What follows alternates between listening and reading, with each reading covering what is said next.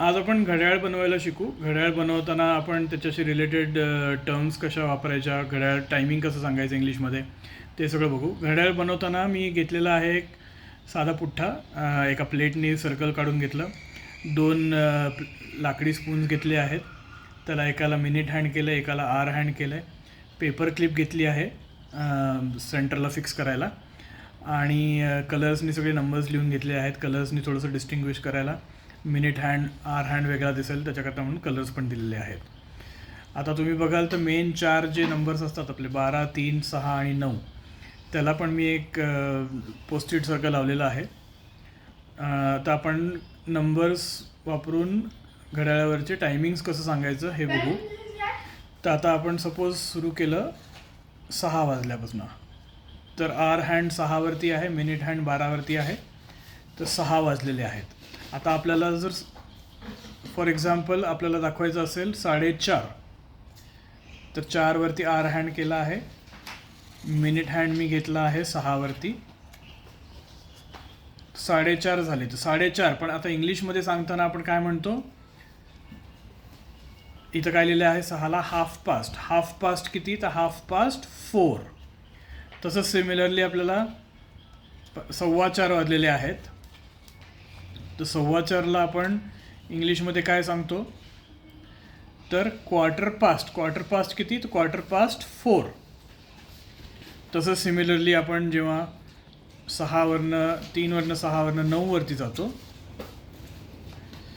आणि आपण 4चंच हे करू, 5 वाजायला येणार आहेत, तर काय म्हणतो आपण क्वार्टर टू. क्वार्टर टू किती, आता 4वरनं पुढे गेलेलं आणि 5 वाजणार, त्यामुळे क्वार्टर टू 5. तसंच पुढे गेलं की आपण 5 बरोबर 5 वाजले असे आपण सांगू शकतो. म्हणजे आपण काय शिकलो, क्वार्टर पास्ट 3वरती आल्यावरती क्वार्टर पास्ट, तो क्वार्टर पास्ट जिथे आर हँड पॉईंट करतोय तो क्वार्टर पास्ट. तसंच 6वरती जेव्हा मिनिट हँड येतो तेव्हा हाफ पास्ट, आणि आर हँड ज्या आर हँडच्या पुढे गेला आहे हाफ पास्ट. आत्ता बघितलं तर हाफ पास्ट 4 बघितलं आपण. तसंच आपण हा जेव्हा मिनिट हँड 9वरती घेतो आणि आर हँड पास कुठला झालेला आहे आणि कुठला येणार आहे, तर क्वार्टर टू 6. 5च्या पुढे गेलेला आहे आणि आता 9वरती आला आहे, क्वार्टर टू 6, कारण तो 6वरती चालला आहे. असं आपण हे 4 मेन टर्म्स वापरू शकतो, quarter past, half past, quarter to आणि एक्झॅक्ट आर किती वाजले ते. तर आपण हे मेन टर्म्स शिकलो, quarter past, half past, quarter to. तसंच आता प्रत्येक घर काय कुठलं मिनिट किती मिनिट्स रिप्रेझेंट करतं हे पण आपण शिकू शकतो. तर पहिली गोष्ट आपल्याला 5चा पाढा.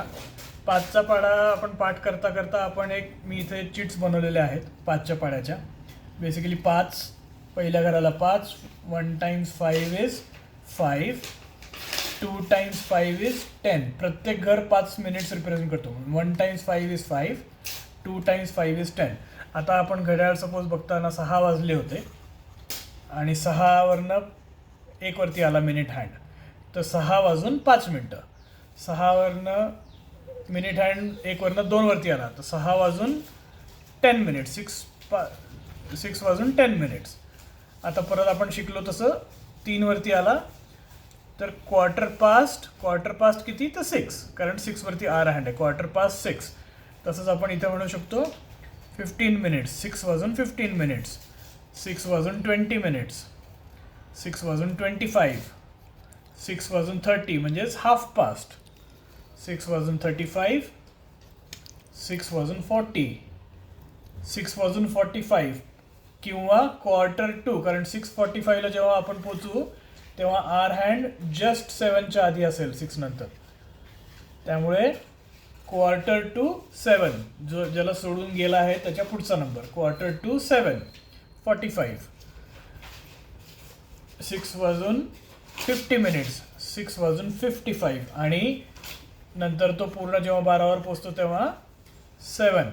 किती आवर्स झालेत, 7 आवर्स, म्हणजे 7 o'clock झालेले आहेत, असं आपण म्हणू शकतो.